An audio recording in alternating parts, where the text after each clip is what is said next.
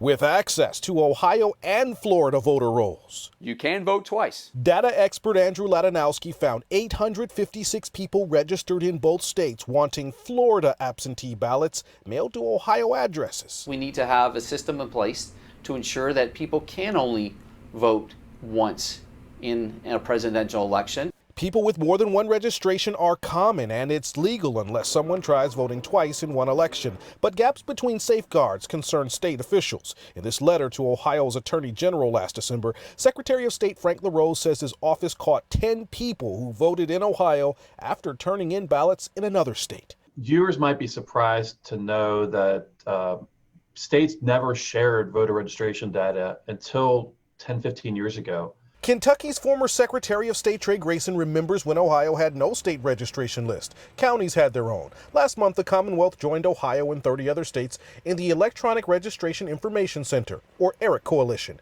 They share data and matching registrations. Now, that matching process isn't perfect because there's people with common names and we don't have a unique identifier across the country for voting purposes. So it's not a perfect list, but it's something to start with. LaRose says, quote, one of the big reasons voter fraud is so rare is because states are stepping up to enforce the law whenever it is broken. Still, a third of the country separately vet voter rolls, leaving room for questions.